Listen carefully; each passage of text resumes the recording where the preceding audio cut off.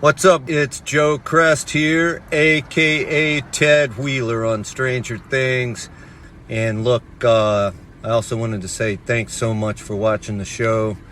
That means a whole lot to all of us out here. But I want to give you a little dad advice before I get out of here, okay? A little dad advice here from your on-screen dad. Don't go out there. Just like Nike says, just don't do it. Go get him.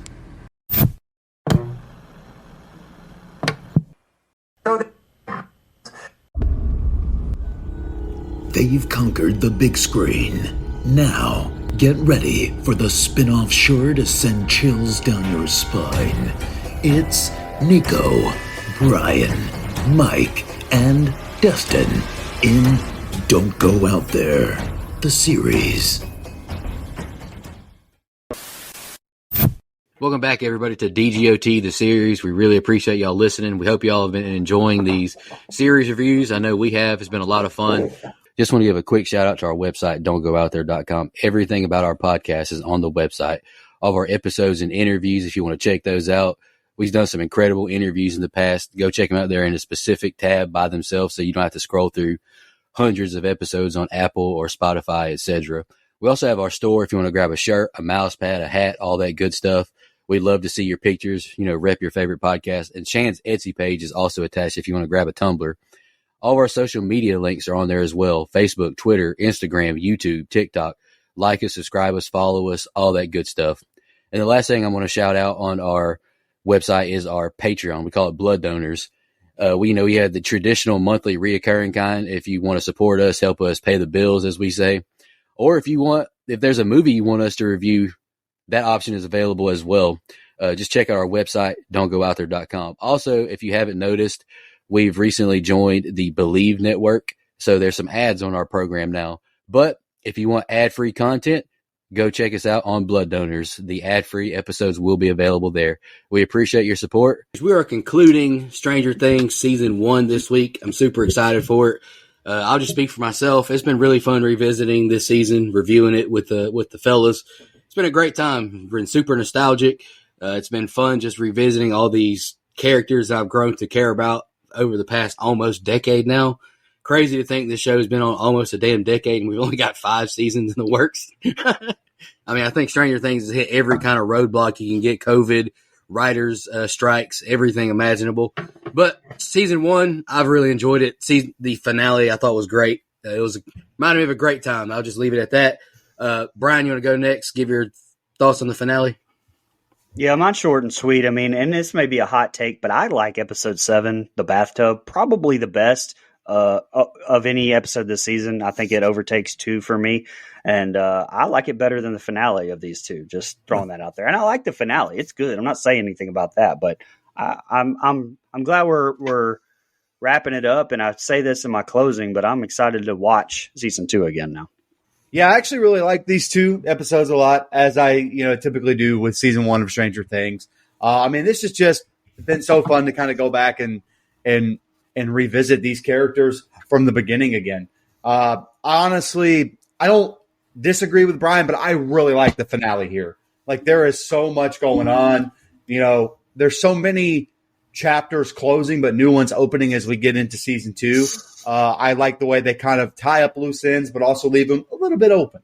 And I honestly think if they had never, and maybe this is a hot take because I love the rest of the show, but if they only had this one season and it was a mini series, I almost would be okay with it. Just because I felt like, we get Will safe, we understand what happens to Barb, even if we end that story of 11 and that's how she saves the world and saves the town of Hawkins, I think that would be okay. But it left just enough juice on the bone where we get 4 more seasons after this. So, again, very excited. I'll be doing scene by scene, which I don't know why everyone's letting me do this as I stutter fuck my way through them, but that's what we're going to do. Go ahead, Dustin. Yeah, I like these 2 episodes just fine. The finale was my favorite of the whole season. And you said that it made you excited to watch season 2 again. it kind of made me excited to watch season 2 for the first time. So I started that. I've watched the first episode and a half, maybe 2. I think I finished the second episode, but this has been fun for me because, like I said, I wasn't the biggest fan of this show. I'm still not the biggest fan, but it's not as mediocre as I thought. It's slightly above, and yeah, it's been a lot of fun. All right. And this is where I go and read and stutter, baby. I should have let Brian keep doing this. I don't know what I was thinking. We see Mike wipe Elle's face and tell her that she's pretty and doesn't need the wig. They almost kiss as Dustin barges in. They reach Lucas through a shitty signal and hear that the bad men are coming. They all run upstairs and see a suspicious maintenance van out front, and now a bunch of them drive up. Dustin says they need to leave now, and Mike's mom is so confused. And Mike says if anybody asks, he left the country. They run outside and see Papa and crew standing there as him and Elle make eye contact, and the group takes off on their bikes. The chase is on as the vans almost catch them before Elle flips one of them with her mind. And then Lucas finally catches up with the group and said everything he said about Elle was wrong. And she says friends don't lie and that she's sorry too. Mike apologizes, and then we cut to the intro. Don't skip the intro. Joyce and Hopper pull up to the police station, and John and Nancy are there.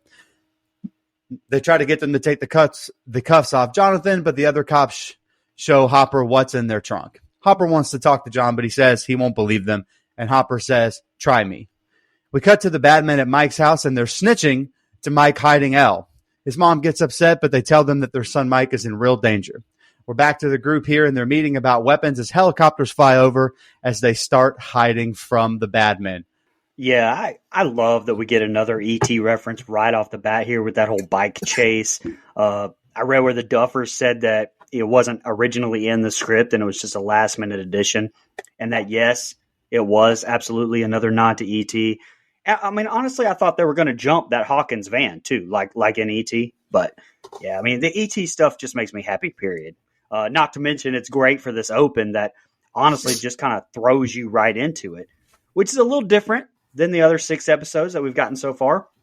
And something weird I did find, fun fact, though, is how the Duffers wanted to do the van flip practically and basically how they took 2 takes to do it and how it ended up in the final cut, et cetera, et cetera. But I don't know about y'all. It was clearly CGI to me, what I watched. So I don't understand what I read there about it being practical, maybe just a part of it, because that crash was clearly CGI. Without question. I think the flip itself was practical, but I think the effects on the front end were CG. And see, to me, that's what was the point of that? Because yeah, exactly. Anyway, great moment between Lucas and 11 too. After that scene, I mean, we're finally united, and I didn't realize how much as a viewer that meant to me until I got it here. Also, it's nice to see friend of the show Joe Crest back, but my guy is way too fucking patient with these guys. You ring my doorbell like that, and I swear to God, I'm punching someone in the dick as soon as I answer that door. They just ding, ding, ding. Oh my God, that was driving me crazy. I was like, answer the fucking door. Last thing here, and you can go, Nico. Speaking of the Wheelers, we brought up Poltergeist a few episodes ago. Another reference here where the entire floor pattern and dining chairs are exactly the same as in that movie. Yeah, young Mike complimenting 11, calling her pretty. It reminded me of myself as a kid, super nervous around girls. And of course, Dustin ruins the first kiss, little cock block.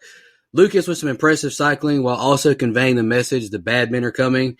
I thought Lucas was quite the athlete. I mean, good job for him. Karen does a fine job of mothering and being sincere.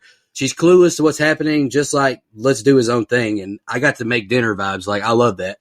The action is intense already. Love this van chase scene, and 11 is about to go crazy on them. I can't wait. Her launching the van, blocking the others is chef's kiss. Cinema. I love that scene. Always have. Fun fact, I think you kind of touched on this a little bit, but I wrote it down as well, Brian. The showrunners, Matt Duffer and Ross, revealed that this episode was their most purely fun episode of the season because of featuring the bike chase scene with the kids and following up with a crazy van flip sequence. Originally, they didn't have a bike chase planned for the episode, but opted to go for it as they felt fitting to the plot, aside from recalling the famous chase scene from E.T. I loved it as well. Heartwarming scene, Lucas and 11 make amends and the gang all back in good graces. Let's solve these damn problems in Hawkins and not fight with each other. Let's get to it.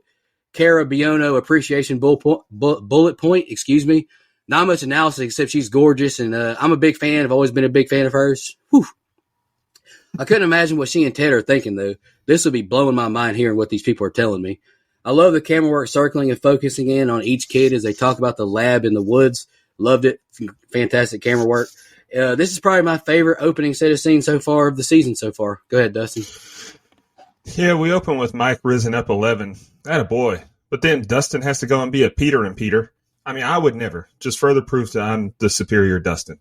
But I like that the action picks right back up here. Tension off rip with Lucas warning the rest of the gang. I did get kind of annoyed when he's clearly saying bad men. They're like, what did he say? What's he say? Does that mean something? Come on. I'll give credit to Mike here, though. Kid's legs are stronger than they look. Pedaling that bike that fast with 11 on the back, that couldn't have been easy. So shout out to him. Never skip leg day.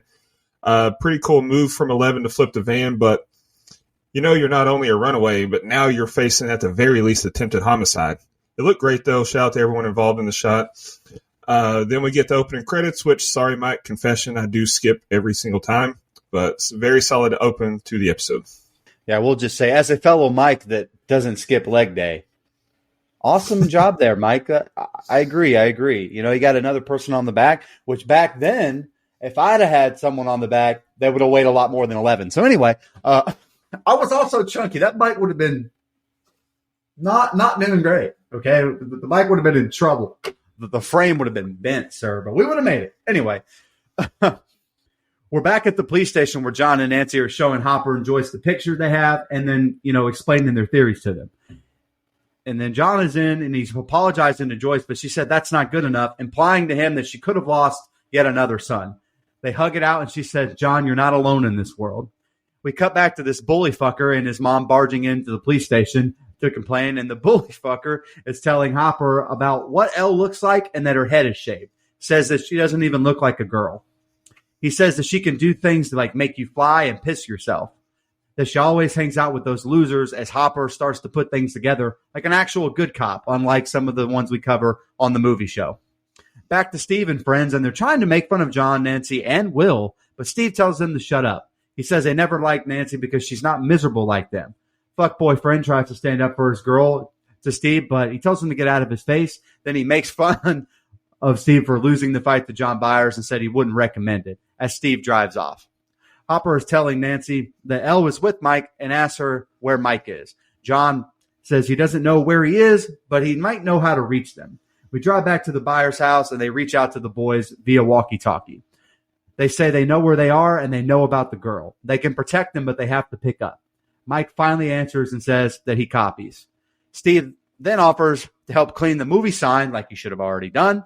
We got to Mike's house and Karen says that Papa gives her the creeps. Ted tells her that we have to trust them. Then Karen asks if he thinks Nancy is involved too. And then Ted says there's no way Nancy is involved with Mike. Haha to Ted. He didn't know his own kids. Dustin is now pacing the bus, mad, saying this could all be a trap, but then the rest of the gang talk him out of it. They hear all the bad men pull up, so they start to hide, and just as one starts to open the bus door, Hopper beats the fuck out of them and rescues the kids. Back at the Byers' house, and Mike and Nancy have a pretty nice moment, and Nancy asks if Elle is wearing her dress. Somehow she recognized the dress that she had 10 years ago. Anyway, we're back in the house as Mike is explaining the upside down and how the upside down works. Elle explains that she needs a large body of water, and they ask her to try and find Will and Barb as she tries, but then she says she's sorry, she can't find them. Go ahead, Brian. It's weird hearing Papa because that's what I called my grandpas growing up, and that's what my kids call my dad. And so, hearing that, plus now the whole thing with Dustin and Mike and you guys, watching this is a completely different experience this time. And also, I know he has another name, but he'll always be Papa to me because that shit's funnier. Another just amazing performance between Winona Ryder and Charlie Heaton at the start of this whole thing with the police station. It felt so real, so genuine. Those two are just fantastic. And what is Steve's friend's name that he almost fights at the 7-Eleven there? The dude with the freckles. I cannot remember. I didn't look it up. What that dude's name I'm not gonna lie to you. I didn't look it up. But do we ever even see him again after this? Ever? I don't think so. I don't think we do the rest of the show. I don't either. And he's a really good villain. I hate that we didn't get him in almost that Billy type role that we get next season. Not him instead of Billy, but just in that type of role, I think that would have been good. Like I said, maybe we see him again, but I sure do not remember if we do. and this is going to sound weird, but it's like this in pretty much every movie or TV show like this. And I'm really glad that this one kind of changed the stereotype. But, it's always like the parents never know the truth till like maybe the very end of the entire show. And it's the kids the whole time. I mean, that whole thing. But seeing Hopper and Joyce and Nancy and Jonathan and everybody being on the same page, and it's not like the complete ending of the show and they actually get to essentially, go into battle together and, them contacting them on the radio to let the Fantastic Four know. I love that. Just very different, very cool. I knew that would sound weird, but there you go. I said it anyway. Something else with Steve cleaning the movie theater marquee off that I have to get off my chest. Couldn't we have had him working here at a movie theater and not fucking Scoops Ahoy? God damn it. They pussified my guy. Anyway, drives me crazy. It does make me feel better that I know Mike and Nico got the Lando Calrissian references. Thank God. Yeah. And speaking of references, and I'm done. The scene here where Hopper bursts into the bus to rescue the kids, according to the Duffers, shot exactly to resemble Indiana Jones and the Temple of Doom. Well, Brian, I'm not trying to hit you with a well, actually, but I can't remember if it's in season 2 or later. But Steve applies for a job at like a movie shop, but the boy has no knowledge of ball, so he didn't get the job. He didn't know shit about movies. But I mean, they could have made him have knowledge. Yeah, I think it would have been cooler. Yeah, would have been cooler. Come on, how much ball knowledge do you need to just hand out a movie theater ticket, right? Nothing. I don't know. He doesn't seem like the movie type, like the movie file type. I don't think that's his bag, man. He was just doing a job, man. I think that would have been way cooler than Scoops fucking Ahoy. But hey, that's me. Just gotta chill on Scoops Ahoy, man. What the fuck? It's not even that he works at Scoops Ahoy. He had no Riz either. It's like, hey, whatever. Well, it's that outfit, man. It's the outfit. It's the uniform, guys. Man. He wasn't going to win the girl in that season anyway. I think we know why. So that's having true. Riz at that job wouldn't have helped him in the first. I don't remember. Go ahead. Yeah, Robin likes banana splits without the bananas. But anywho, Joyce is saying what I said a couple episodes ago. Jonathan, you got to tell Mama first of your plan. Like, she's using Christmas lights on the wall to communicate. Trust me when I say she's going to believe whatever you tell her at this point. I love the exchange between Troy and Hopper. The puzzle is assembling, and I'm having a blast revisiting this. Jonathan beat the dog shit out of Steve. Oh, my God. I forgot how bad his face looked. But bro looked like a bat out of hell leaving that parking lot. Steve, in my opinion, is going through quite the identity crisis. And like I've mentioned, I really enjoy Steve's character arc throughout the entire franchise. I think he's one of the better characters overall. Because even some of our main characters have zero arc and get kind of boring towards the end, to be honest. This synth score that's playing along as a Get Back to Joyce's house is amazing. I know Mike works out a lot. I could probably work out to that kind of music, honestly, because it just gets the heart pumping. The camaraderie amongst the boys, it went away quick. Lucas continues to be the rational, logical one of the group while Dustin freaks out. Shout out to Lucas. He's the only one with his head in the game. I'd be so scared if I were those kids stuck in a bus with all these strange guys with guns. Yikes. But Hopper pulls a Randy Orton out of nowhere with the old pistol whip. Where the hell was he? Like, shout out to him. Like, Hopper just knows when to show up. The scene that sees Hopper burst into the bus, like you mentioned, I wrote down the same thing, resemble the Indiana Jones and the Temple of Doom. I thought that was great. I love that movie. I've seen it several times. I haven't seen it once. Millie with some fine facial acting, telling Joyce that she can't find them as well. I think Millie did some of her best acting of the entire show in the first season. I'm loving the episode. Let's keep going. Nico, don't feel bad. I just recently watched the Indiana Jones movies for the first time a couple years ago because Jen made me watch them. And never seen them. Not good. Don't waste your time.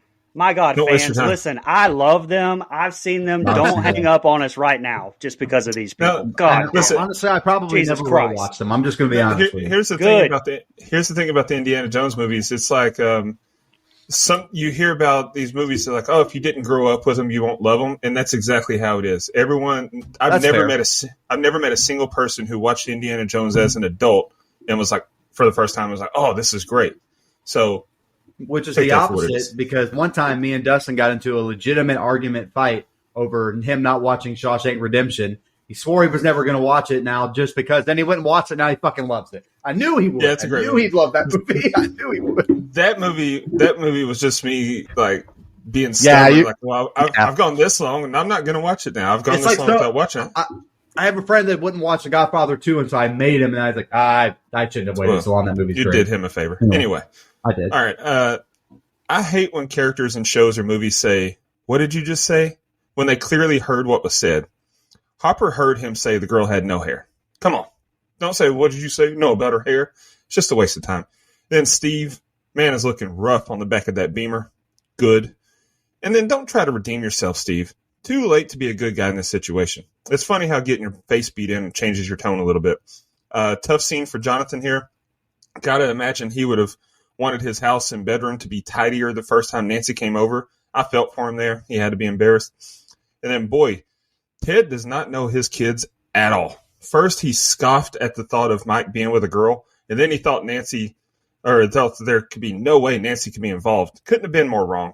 And then, like you said, Brian, I know Mike and Nico got the Lando Calrissian reference. Big Star Wars guys, so shout out to their fandom there. But my biggest takeaway from this set of scenes is that I'm just glad everyone's finally on the same page. It's better when everyone is in it together, am I right? We're not in it together on Indiana Jones and Steve. Me and you are not in it together at all. Steve. I will just say, because I'm awful at splitting scene by scene, this next piece is not very long. So here we go, fellas. All right. We cut to Elle crying in the bathroom mirror as she's cleaning her face with the water. She turns towards the tub and realizes, okay, this may work. She tells the boys that the tub will work and she'll help find Barb and Will. And then Dustin calls Mr. Clark and asks him about sensory deprivation tanks. And Mr. Clark, like a normal person, says it's 10 p.m. on a Saturday and let's chat about this on Monday. But Dustin sweet talks him into staying on the phone. And Dustin says they need the kiddie pool that they bought for apples in and 1,500 pounds of salt. We then see John and Hopper loading the bags of salt, and he promises John that he will find Will. The kids are setting up the pool, and Nancy is getting all the hoses. And then we see a somewhat touching moment where Mike and Nancy agree to no more secrets. Mike asks her if she likes John, and she says, no, it's not like that. She asks the same about 11, and Mike says, ooh, no, gross. And so we immediately walk back the no secret pact. We then see Joy trying to comfort Elle and be a mother figure for her, which I thought was really sweet. She tells her she's very brave and that she gets scared to let her know and she will be right there for her. As the crew sets up a tub and things are ready to go for 11. Go ahead, Brian. Yeah, this scene at the start of this is actually very moving to me. Millie Bobby Brown, I think, does a good job. Like when she looks in the mirror, has tears running down her cheek. Didn't even have to say anything there, but very powerful. Terrible review talk here, but I cannot remember the teacher's name. Mr. Clark. That's it. Anyway, them watching The Thing on TV made me want to remind everyone that we reviewed that movie on don'tgoouthere.com. So go use search function. That's new. Find that bad boy. Give it a listen. And let me just say, the only thing I remember about that review is Trey calling Drew a contrarian fuck. Sorry. Anyway, I'm getting off on a tangent here. They were watching The Thing. Dustin and Lucas thinking that pool walls had to be up like that cracked me up. I mean, I don't know. I guess it's just a dad thing, dealing with those pools and thinking the same thing at one point. It made me chuckle. Also, it would take fucking hours to fill up that pool. So get the fuck out of here with that. I'll just say that. Fun fact, it took nearly 1,200 pounds of salt to make Billy Bobby Brown float in that kiddie pool, by the way. So not the 1,500, I think is what they said in the show, but pretty damn close to really having to get that much salt. Yeah, I cracked up at Dustin saying he wants to know about the sensory deprivation tank for fun and then using his old teacher lingo against him. I loved it. I love that whole exchange. I know Dustin hates Dustin, but I love both Dustins. Look at the passion in Hopper's eyes. When he told Jonathan, I'm going to find him, I felt that shit. Like, this is personal for Jim, and Hopper is such a good character this first season. Great sibling chemistry between Mike and Nancy. They agree to no secrets, then immediately lie about liking their new crushes. Like, all right. Short episode and set of scenes. Not a lot of no's, but man, more of the great same to me. I loved it. Yeah, this is the least amount that I think I've ever written. But the teacher has way more patience than I would have. Called me at 10 o'clock p.m. on a Saturday asking about work, and I'll hang up on you. Call me again, and I'll block you. I laughed at Nancy and Mike agreeing to no more secrets and then immediately lying to each other. Very believable sibling dynamic here. And, yeah, like I said, I didn't have much. I'm just ready for the finish. You guys don't have much because I made you guys write about 7 minutes of runtime. So that's my fault, guys. Sorry about that. 11 puts on the glasses and then hops in the tub. We finally see her in the upside down now, and she's walking through crying as she walks by Barb, and Barb is covered in some gross shit as a slug climbs out of her mouth. 11 has a bit of a panic attack and screams, "Gone, gone, gone," over and over again. But Joyce is there to calm her down and comforts her. Then she carries on. We see her walk up to the upside-down version of Castle Byers where she finally spots Will. She grabs him by the hand and tells him to hold on just a little bit longer. As the wall starts shaking, the earth was quaking. My mind was sorry. I was AC/DC. My bad, everybody. But then the walls start to kind of shake and change, and it's too much for 11 as she stops, and Joyce is there to comfort her and hold her like a mom would be. Now the boys are comforting Elle in the stands with a little bit of a nice touch that it's Lucas there rubbing Elle's shoulder. I thought that was a nice send-off there. And Joyce tells Hopper that he's not going alone. It's her son, and she's going. We see John and Nancy saying they can't just sit here and they need to get down to the police station. We're down at the station as John and Nancy sneak in, but then we cut to Hopper and Joyce on site at the lab. They're stopped and caught being told to freeze. We then see a creature walk up to Will and wake him up, make a lot of crazy noises as the screen cuts to black. Go ahead, Brian.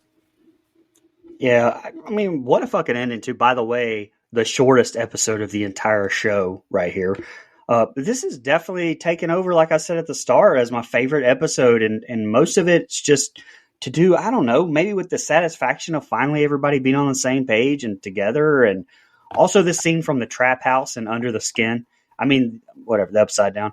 And that fucking awesome scene with Barb, which, I mean, the Duffers also admitted was a direct homage to the Well of Souls scene from Raiders of the Lost Ark. But little things in that scene, like Joyce's voice echoing that it's going to be okay to 11. I thought that was a great touch. That made me feel like that it's going to be okay. Just something about this entire thing I loved so much, different from the way that we've seen the Upside Down before. I loved it. And, you know, I expected to see the Demogorgon and us get a jump scare, and I'm really glad that we didn't get that. I mean, it would have been a little bit out of place. It was an emotional, powerful set of scenes with almost no music. You know, 11 and Joyce and their whole thing, but also Nancy and her feeling that guilt now knowing that Barb is dead and clearly taking the blame for it. And I talked about that lack of score. I mean, the scare at the end and then no score over the credits. Fucking chef's kiss there from the Duff Beer Brothers. Fantastic. Yeah, great makeup work on Barb's corpse with a nice jump scare upon her discovery as well. Brian, me and you must have been in each other's mind because I wrote some Under the Skin reference too. 11 is in whatever realm this is like Under the Skin, but significantly better and more interesting. Sorry. Beg your pardon. Respectfully. Rewatching this season reminds me of why I initially had 11 as my favorite final girl before she got too big-headed. Respectfully, of course, love Millie Bobby Brown, but I've not heard the best things about her off the air. She's going to be at MegaCon in a couple weeks, and I have no desire to meet her because I heard she's not friendly. So come back down to reality and remember where you came from. Hopper and Joyce leave in pursuit of Will, Nancy, and Jonathan are plotting. A lot about to go down, and I'm stoked for it. Hawkins has Haddonfield-level deputies, I see. Didn't even see them breaking the jail. Like, what is this guy doing at the front desk? Like, come on. Will shivering cold in the Upside Down. Bro acting like me for real with how cold it's been in Florida. All right, I was like, come on, Sunshine State. We need to melt this snow. We need to get back to normal. Like, I don't like this. And great jump scare at the end. Would have been an incredible cliffhanger if it was a weekly episode type of thing. I loved it. Yeah, 11 is back in the Under the Skin room here, so I'm glad we all caught that. I really like how it's shot. It's so quiet and eerie. Then she finds Barbara immediately, and all I can say is, yuck. We get the glimmer of hope when she finds Will. It's bleak, but there is hope. Hopper and Joyce getting busted is the least surprising development of the whole season. What, they expect just waltz right in? Come on. When the Demogorgon started making racket outside Will's tent, he suddenly had a burst of energy. I haven't seen someone on their deathbed hop up like that since Grandpa Joe when Charlie got the golden ticket. Makes me question if he was faking this whole time. But decent episode setting us up for the season finale. I gave this episode a 7.5. That's Willy Wonka, Nico. Well, we know Grandpa Joe was faking. That's sorry, sack of shit. Bum. Anyway. All right. Any other thoughts before we go into the Upside Down? Y'all got a few fun facts. This is the only episode of the season which does not feature the Demogorgon. This episode, I've said already, has the shortest runtime in the series. But also, when Hopper and the other police officers open Jonathan's car trunk to look inside, it's nearly identical to the recurring trunk shot that's become a trademark in Quentin Tarantino's films.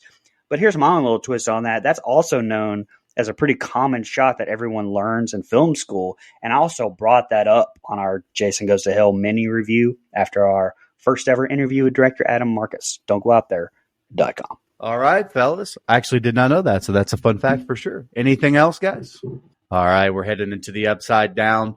Please bear with me because this scene by scene is going to whoop my ass. Here we go.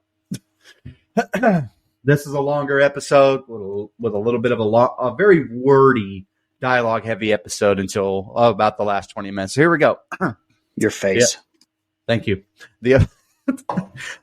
All right, the Upside Down. We see Joyce handcuffed to a chair and screaming for help as Papa walks up and says he knows that they've been talking to her son. He wants to know how and says that people have been disappearing and that this thing is feeding. Joyce tells him she knows who he is and what he's done. She also tells him to go to hell. We cut back to Hopper as the assholes try to interrogate him with a taser. He taunts them on how bad they messed up this time. He tells the woman that here's what's going to happen. They're going to let him and Joyce go, give them everything they need, and forget this ever happened. She asks, is that right? And he says, yeah, that's right. We cut back to the kids in the gym as they're comforting Eleven, and Mike tells them John and Nancy are gone. Elle knows where they went. Elle looks at them and says, Demogorgon. We see John and Nancy setting up traps and weapons in the buyer's home as they have a plan to draw out the monster.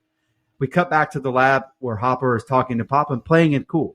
He hands Hopper some cigs and asks where Eleven is.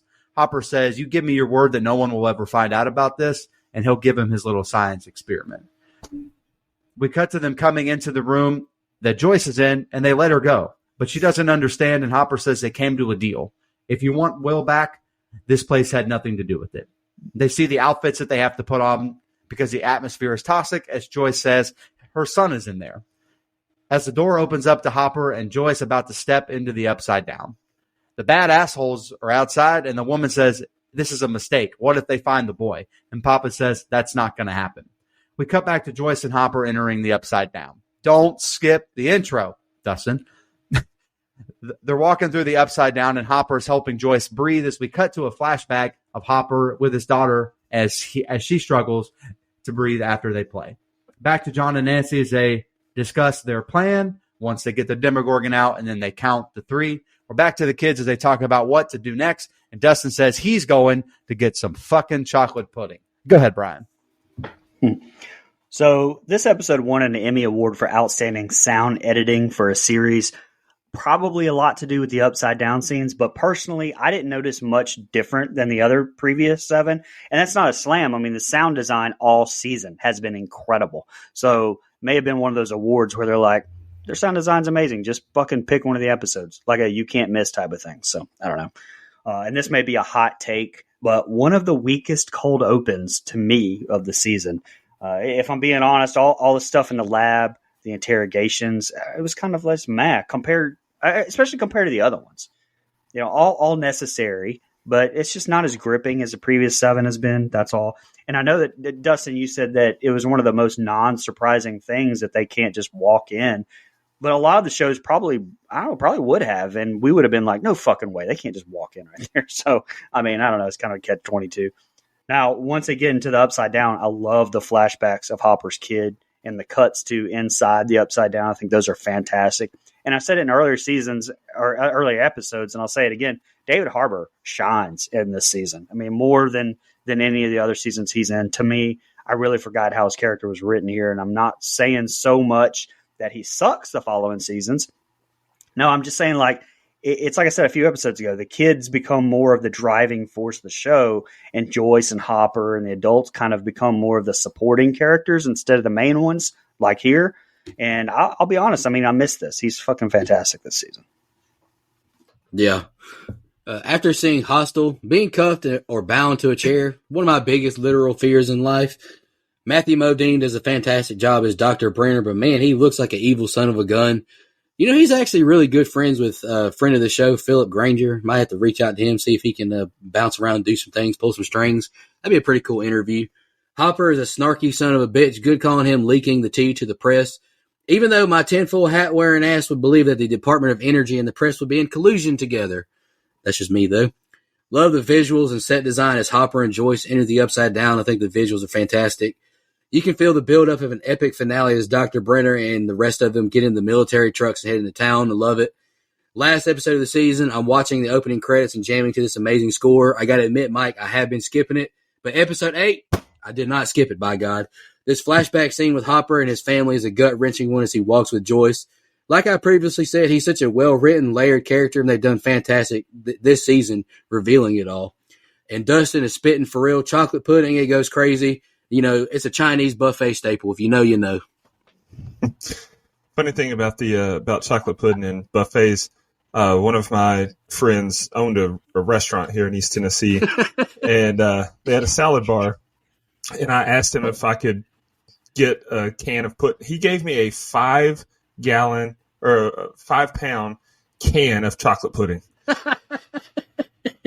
and I never opened it.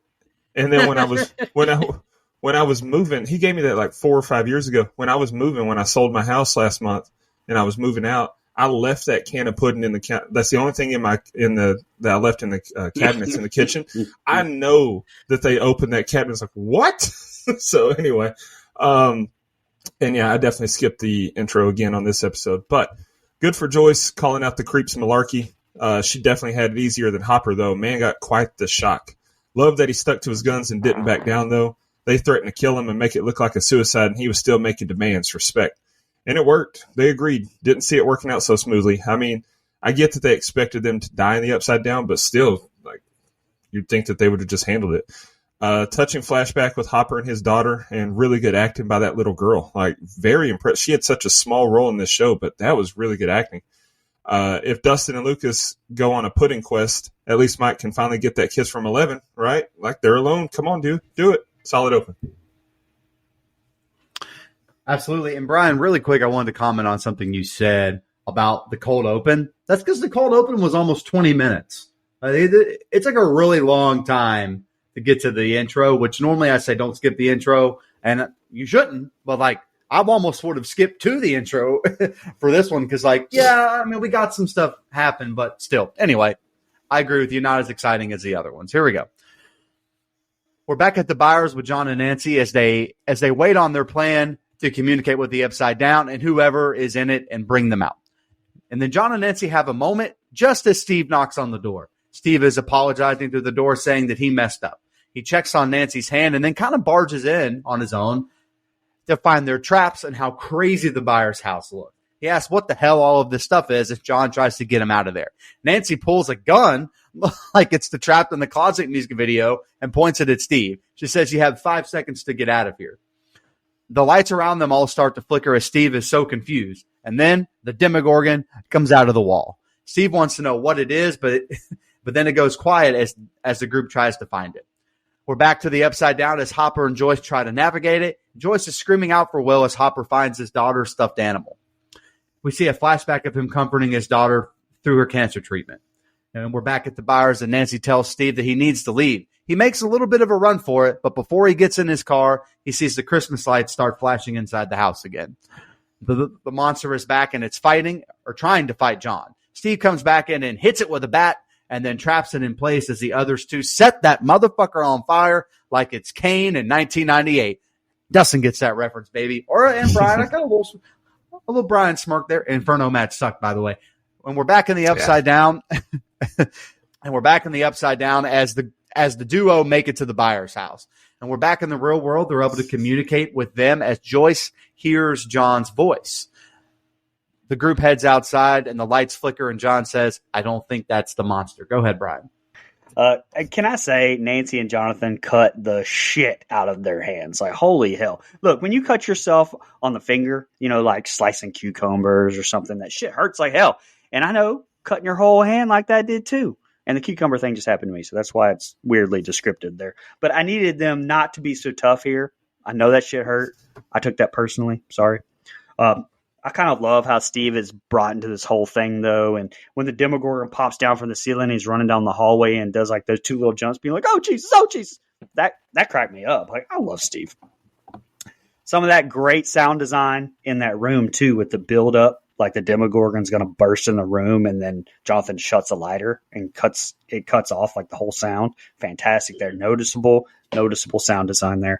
These scenes in the Byers' house are probably my favorite of the entire season, aside from the end of maybe episode 2. Definitely my favorite of the episode. I love Steve coming in and saving them with Negan's bat from The Walking Dead.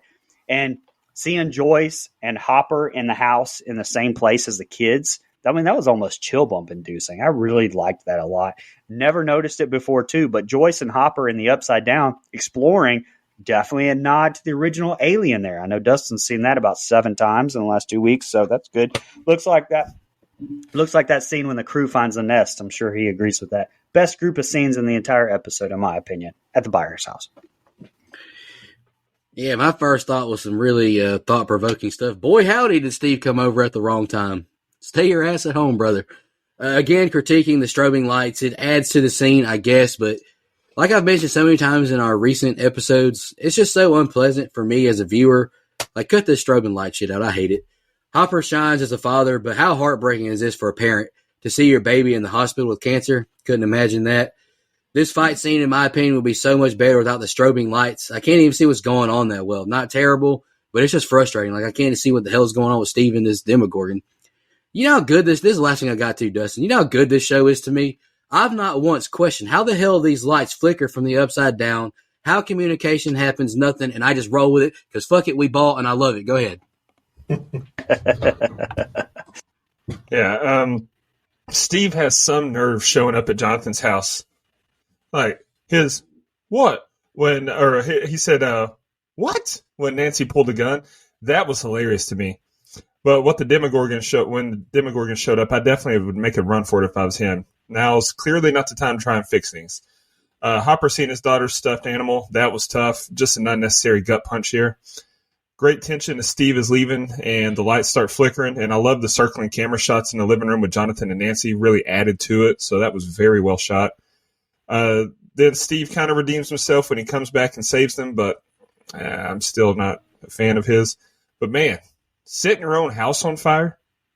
There had to be a better way of going about this, Johnny boy. Your mom will never financially recover from this, and that's the second time I've used that line regarding characters in this show. What is it with them just destroying their possessions? Pretty cool seeing the house when Joyce and Hopper are walking through, and we're progressing nicely here. We see Dustin getting excited that he's found the pudding as Mike explains what that is to Elle. He says when this is all over, she won't have to keep eating junk food and leftovers, that his mom can make her whatever she wants. He tries to tell Eleven that once everything is over that she can come live and stay with him, and that Nancy would be like her sister. Elle says, you would be like my brother, and he says no. Then he stutters over explaining why it's different. Elle reminds him that friends don't lie. Mike says he was thinking maybe they could go to the snowball together. Elle asks what that is, and he says it's a stupid dance. Not just something you bring a friend to. He then kisses 11. She's shocked, but then she smiles. We see car lights outside. Mike thinks it's Nancy, but it's definitely not. The stupid lab people are back, and they found him, and they barge inside. A chase scene ensues, and they're out to get 11. She uses her powers to make these 3 idiots' eyes bleed out, and they die right there in the hall. 11 passes out after. And when we're back in the Upside Down, as Joyce and Hopper find the public library, we're back to the school in the real world, and the assholes tell the boys to step away from the child. You have to kill us first, and Lucas tells them to eat shit. They grab the boys, and Papa finally finds Elle. As they take the boys off, and Papa says he could take 11 back home, she starts to mutter the word bad and starts saying Mike's name. All the lights flicker, and then a Demogorgon breaks through the walls like the fucking Kool-Aid man. We're back in the Upside Down, and the duo sees Barb the way that Elle saw her. Then they find Will and pull a giant slug out of his mouth and try to save him. We're back at the school, and the boys save 11. They get her into a classroom as the lights flicker, bad enough for any normal person to have a seizure. Mike comforts her for strength as the monster barges into the classroom. They start throwing things at it, shooting rocks at it, but Elle wakes up, and now she's on a warpath like the FSU fight song. She stops the monster and then turns around to say goodbye to Mike. And in what was an amazing scene, Elle uses her powers to send the monster back and disintegrate the two back into the upside down. Go ahead, Brian. Yeah, I mean, given their kids, watching Finn and Millie interact in that scene at the start of this was really damn good acting. Well, funny fact, I found after Mike and Eleven apparently kissed, the director shouted cut, and Millie got up and said, "That's kissing? That's it? That sucked."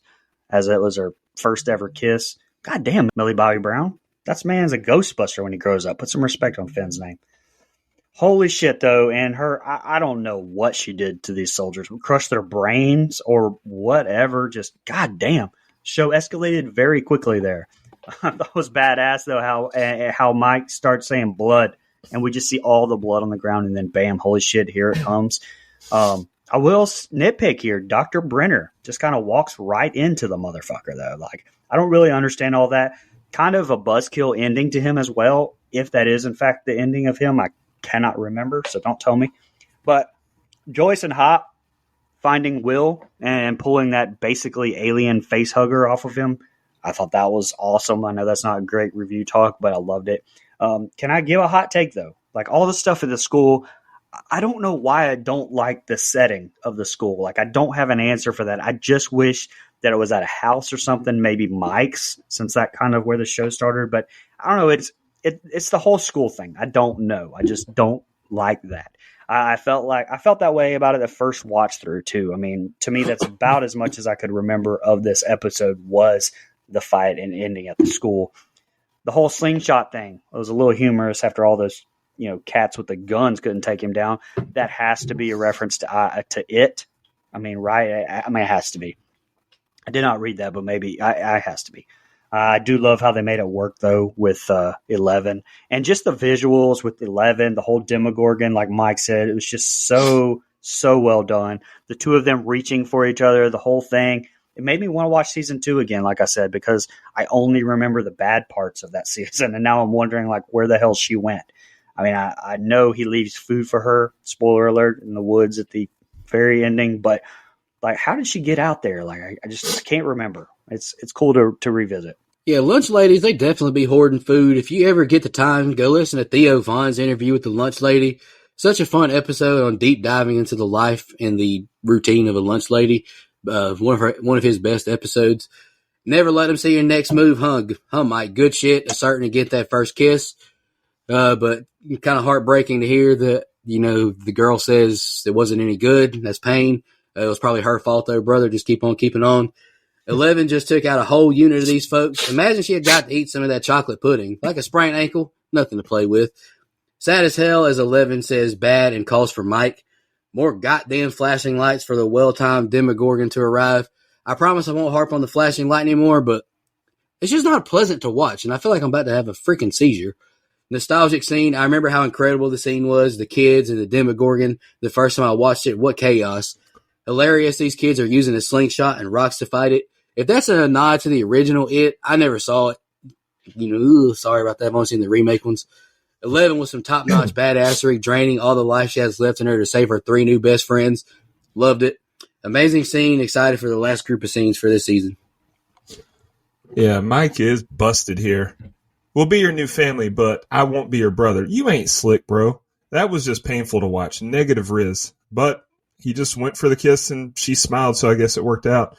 Then we get the biggest flex of her powers yet. 11 killed like 20 people simultaneously. Holy cannoli. That was awesome.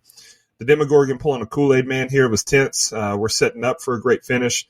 When Joyce found Will, I know she was scared to death. That was a shocking and terrifying sight. I was very amused at Lucas thinking he was David trying to slay Goliath with a slingshot here. All that gunfire you just heard, and the thing's still alive. Yeah, it'll take more than gravel, son.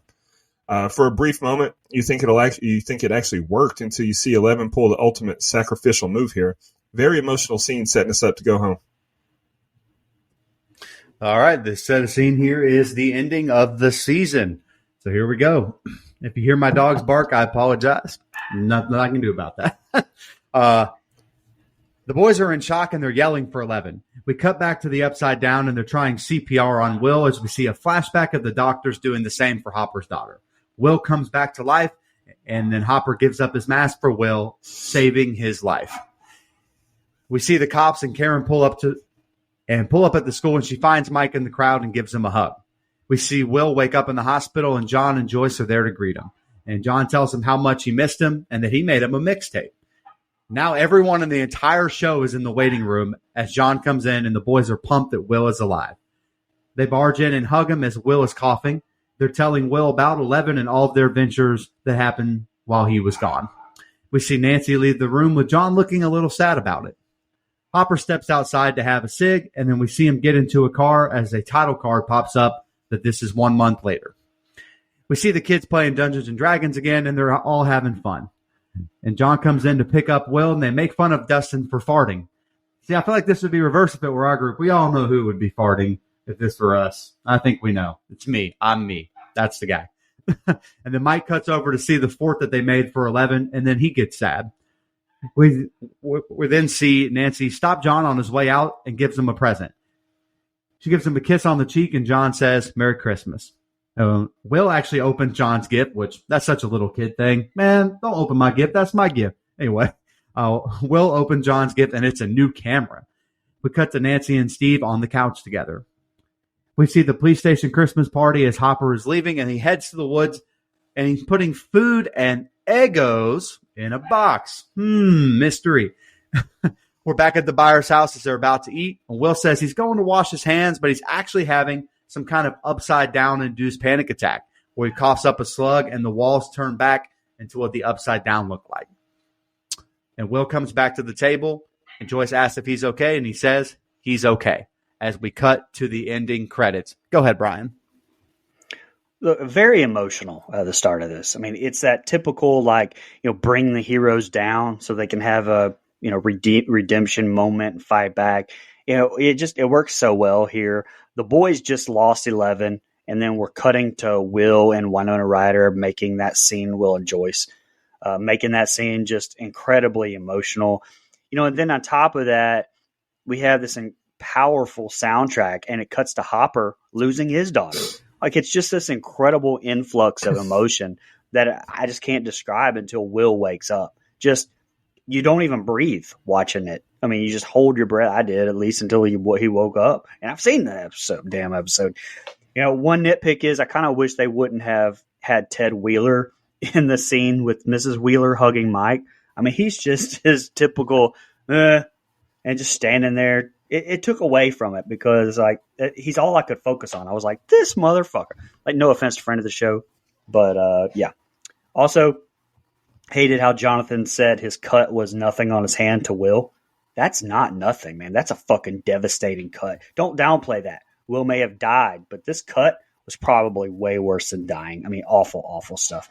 Fantastic ending to the season, except I didn't need Will puking up the slug. I mean, this kid has had so much shit happen to him. I just needed, like, the rest of this episode for him to be happy. Like, give us that the beginning of season 2 or something. Like, I know we need a cliffhanger, but damn, I'm honestly very happy to watch season 2 again. I've forgotten everything except the bad parts. I'm ready for another watch through. Hell yeah, brother. Imagine being Joyce, finding your boy. The emotions would be crazy. Like, and it's not like you're just finding your boy. Like, you had to go to a whole different realm. Like, this is crazy. Amazing acting and chemistry between Joyce and Hopper trying to revive Will with the coinciding flashbacks of his own dying daughter. It's hard not to get emotional here, honestly. Like, it was very powerful. Hopper said to hell with CPR, fisted the damn chest it is. Like, okay, man, damn. No matter the situation, Ted Wheeler always looks disinterested. Karen could do a lot better, and by better, I mean me. Boys will be boys. Will just got through something traumatic, and they jump right on him and overload him with information. I loved it. It felt very realistic. 1 month later, and it's great to see the boys back to living the good life. But, man, you can see all over Mike's face. He misses his boo 11 bad. Kiss on the cheek for Jonathan. Hell yeah, brother. Can't hide that Wheeler money. Bought him a brand new camera. Damn. Might be a Franklin over here. I forgot that she was with Steve still, though. I'll let Dustin say what we're all thinking about Nancy. Belong for the streets. Curious to know how Hopper knew he could leave a snack pack in the woods and it would work. I ain't mad, just curious. Them taters are runny, Joyce. You got to thicken them things up, sis. You got to put some cream in it. I don't know what you did, but them things look terrible. Coughing up a slug, boy, I'd be scared than a motherfucker. I'd be telling my mama we just getting started with this upside down shit. Great pan away shot as the score plays and the season ends. I thought it was fantastic. Yeah, really emotional, intense scene with Joyce and Hopper trying to revive Will, and the flashbacks to Hopper's daughter had my eyes sweating a little bit. That was rough. Thank God he revived him. His chest is going to be sore for weeks, though, after Hopper played whack-a-mole on it. I mean, he beat that kid. Touching scene when Mike's mom finds him at the school, but how was he not in trouble? How did those kids explain all that carnage? No shot the cops saw all the mayhem and was just dead bodies everywhere. It's just like, okay, you're free to go, kids. More touching stuff when Will wakes up in the hospital there. The final set of scenes is a great way to wrap up what we've watched develop for 8 episodes and also plant seeds for what's to come next season. Barbara and Eleven are still missing. Hopper gets into a strange car. Great way to end it, but we're not done just yet. Funniest part of the whole ordeal is that when Jonathan comes down the stairs and the boys say Dustin farted, I'm not lying. I had farted about 30 seconds before that and almost ran myself out of the bedroom. Prophecy fulfilled. Gross. Dude, it was bad. Wild. Anyway, but it was just funny because they're like, Dustin farted, and I was like, yeah, I really did, and it was awful. Nice touch with Nancy replacing Jonathan's camera, but come on, son. Back with Steve, I rolled my eyes so hard I got dizzy. Don't get me started. You got more, dude. You got more episodes to watch. Okay, you got more episodes. Yeah, Oof, Steve. That's Demogorgon should have taken him.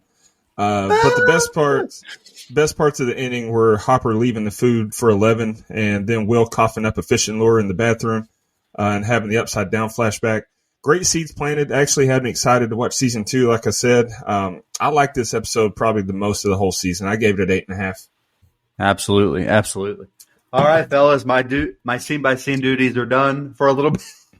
No, I'm just kidding. I enjoyed it, and I like giving Nico the break. This has been a lot of fun. I'm going to throw it back to our host, Nico, though, for the rest of the episode, because I'm not used to this. All right. Sounds good. Dustin, Brian, you got any fun facts you want to share? I've got something. No way. 8 episodes, 8 connections. Let's get it going. Winona Ryder was in the 2006 movie The Darwin Awards with David Arquette. Boom. Finn Wolfhard was in Ghostbusters Afterlife with Ernie Hudson, who was in Airheads with David Arquette. Millie Bobby Brown was in Godzilla King of the Monsters with Thomas Middleditch, who was in Once Upon a Time in Venice with David Arquette. David Harbour was in The Wedding Weekend with Molly Shannon, who was in Never Been Kissed with David Arquette. Natalia Dyer was in Hannah Montana the movie with Mitchell Musso, who was in Bachelor Lions with David Arquette. Gaten Matarazzo, was in My Father's Dragon with Judy Greer, who was in Entourage with David Arquette. Caleb McLaughlin was in Shooting Stars with Dermot Mulrooney, who was in Where the Day Takes You with David Arquette. And finally, Charlie Heaton was in Shut In with Jimmy the King himself, Oliver Platt, from the top 5 all-time comedy Ready to Rumble with David Arquette. Let's go. That's impressive. Crazy. I don't even want to rate the show now. Let's just end it. That was great. Just a reminder, I know we said it on the last episode, but $6 million per episode for season 1 of Stranger Things, which accounts to $48 million for the season. Okay, go ahead.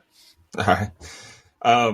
So, yeah, I've been giving my scores in each individually episodes, so I'm going to have a average score, so my number is going to be a little bit different than y'all's, but when you add them all up and divide them by 8, my score for season 1 of Stranger Things was 7.53125. So, like I said, it's above average. I'll take that. I figured you was going to be like in the 6 range. So I'll take 7.5. I'll go ahead and just go next. 10. All right, go ahead. No, I love the season. It's nostalgic. It means a lot to me. It's important. It's one of my favorite. It was one of the first shows I ever just watched and binged on Netflix. It's like this is the way you watch a TV program. By God, you don't watch this shit weekly no more. You watch it all in one day and you order some Japanese food. There you 10 go. out of 10. I get it a 9.75. Go ahead, Mike. Sorry, I didn't want y'all to hear a drill sound back there. Hey, really, really love this season. I praised it enough. It made me excited to go rewatch all the seasons again because that's how much I love the show. It would be my 3rd watch through. So it was a blast to revisit this. I'm going to have to agree with Nico, though, man. I'm going 10, a fucking 10. All right. That gives us a composite score of 9.3203125. Rightfully so, baby. Internet exactly Movie what I Database. Yeah, Internet Movie Database for season 1 has it at 8.7875. And Rotten Tomatoes for season 1, 97%. Yeah, that's right. Certified fresh, baby. Hell yeah, brother. This was fun revisiting it. Dustin's pick for the series is up next. Appreciate you guys doing this with me. Dustin, you announce your series for next month? Yep. So I picked The Walking Dead season 1. I think that was my first pick on here. So let's just keep it moving in that universe. Let's not try to get, branch too far. There's so many seasons of those. Let's start knocking those out. The Walking Dead season 2. We get my favorite character of the whole series introduced on that episode. Come on, Maggie. Nice. Oh, Hell yeah. Hell yeah. I'm excited. Appreciate y'all listening and tuning in. Y'all have a good one. We'll be back next week with The Walking Dead season 2. Thank you so much, everybody. I'll see you next week. And in the meantime, take care of yourself. Just want to remind everybody